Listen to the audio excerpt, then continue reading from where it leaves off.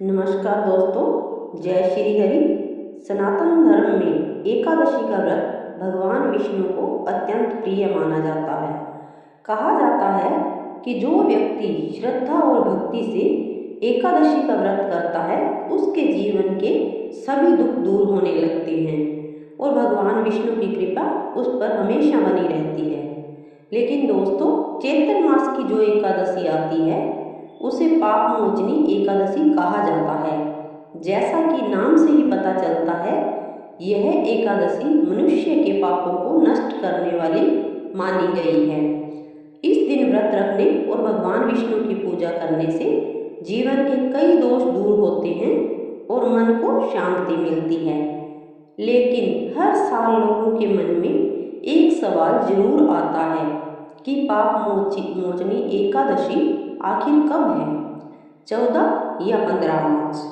अगर आप भी यही जानना चाहते हैं और साथ ही यह भी जानना चाहते हैं कि इस दिन कौन से 5 काम भूलकर भी नहीं करने चाहिए, तो इस वीडियो को अंत तक जरूर देखें, क्योंकि आज हम आपको बताएंगे पाप मोचनी एकादशी की सही तिथि, पूजा विधि, महत्व और वो 5 गलतियां जो इस दिन कभी नहीं करनी चाहिए। अब जानते हैं पाप मोचनी एकादशी 2026 की सही तिथि। हिंदू पंचांग के अनुसार पाप मोचनी एकादशी चैत्र मास के कृष्ण पक्ष की एकादशी तिथि को मनाई जाती है। साल 2026 में पाप मोचनी एकादशी की तिथि 14 मार्च की रात से शुरू होकर 15 मार्च तक रहेगी। लेकिन शास्त्रों के अनुसार जो तिथि सूर्योदय के समय होती है वही व्रत के लिए मान्य मानी जाती है। इसी कारण से ज्यादातर जगहों पर पाप मोचनी एकादशी का व्रत 15 मार्च को रखा जाएगा और इसका पारण यानी व्रत खोलना अगले दिन 16 मार्च को किया जाएगा। अब जानते हैं पाप मोचनी एकादशी का महत्व। शास्त्रों में बताया गया है कि पाप मोचनी एकादशी का व्रत करने से मनुष्य के बड़े से बड़े पाप भी नष्ट हो जाते हैं। कहा जाता है कि अगर किसी व्यक्ति से जाने या अनजाने में कोई गलती हो गई हो तो इस एकादशी का व्रत रखने से भगवान विष्णु उसे क्षमा कर देते हैं। इस व्रत को करने से जीवन में सुख और शांति आती है, मन के सभी दुख दूर होते हैं, परिवार में खुशहाली बनी रहती है और सबसे बड़ी बात यह है कि भगवान विष्णु की कृपा से व्यक्ति के जीवन में सकारात्मक बदलाव आने लगते हैं। अब जानते हैं पाप मोचनी एकादशी की पूजा विधि। इस दिन सुबह जल्दी उठकर स्नान करें और साफ कपड़े पहने। इसके बाद घर के मंदिर में भगवान विष्णु की मूर्ति या तस्वीर के सामने दीपक जलाएं। फिर भगवान विष्णु को फूल, तुलसी दल, फल और प्रसाद अर्पित करें। इसके बाद भगवान विष्णु के मंत्रों का जाप करें, जैसे ओम नमो भगवते वासुदेवाय, और दिन भर भगवान का ध्यान करते रहें। अगर संभव हो तो इस दिन विष्णु सहस्त्र नाम का पाठ भी करना बहुत शुभ माना जाता है। अब जानते हैं वो 5 काम जो इस दिन नहीं करने चाहिए।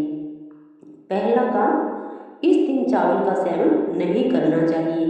शास्त्रों के अनुसार एकादशी के दिन चावल खाना वर्जित माना गया है।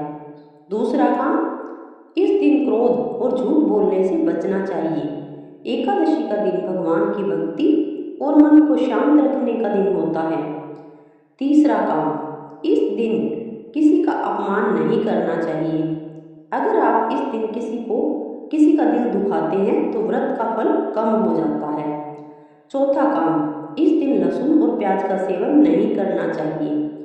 एकादशी के दिन सात्विक भोजन करना ही शुभ माना जाता है। पांचवा काम, इस दिन नकारात्मक विचारों से दूर रहना चाहिए। मन को शांत रखकर भगवान विष्णु का स्मरण करना ही इस व्रत का सबसे बड़ा नियम है। अब जानते हैं पाप मोचनी एकादशी व्रत कथा। पौराणिक कथा के अनुसार एक समय च्यवन ऋषि के पुत्र मेघावी ऋषि घोर तपस्या कर रहे थे। उसी समय एक अप्सरा ने उनका ध्यान भंग कर दिया और वे अपने तप से विचलित हो गए। बाद में जब उन्हें अपनी गलती का एहसास हुआ तो उन्होंने भगवान विष्णु की आराधना की। तब भगवान विष्णु ने उन्हें पाप मोचनी एकादशी का व्रत करने की सलाह दी। जब उन्होंने श्रद्धा से यह व्रत किया तो उनके सभी पाप नष्ट हो गए और उन्हें मुक्ति प्राप्त हुई। इसी कारण से इस एकादशी को पापों को मिटाने वाली एकादशी कहा जाता है। तो दोस्तों, अब आप समझ ही गए होंगे कि 2026 में पाप मोचनी एकादशी का व्रत 15 मार्च को रखा जाएगा। अगर इस दिन श्रद्धा और सच्चे मन से भगवान विष्णु की पूजा की जाए तो इन 5 गलतियों से बचा जाए तो भगवान विष्णु की कृपा से जीवन के सभी दुख दूर हो सकते हैं। कहा जाता है कि जो व्यक्ति सच्चे मन से एकादशी का व्रत करता है उसके जीवन में सुख, शांति और समृद्धि आने लगती है। इसलिए आप भी इस पवित्र दिन भगवान विष्णु का स्मरण करें और उनसे अपने परिवार की सुख शांति की प्रार्थना करें। जय श्री हरि, जय माँ लक्ष्मी।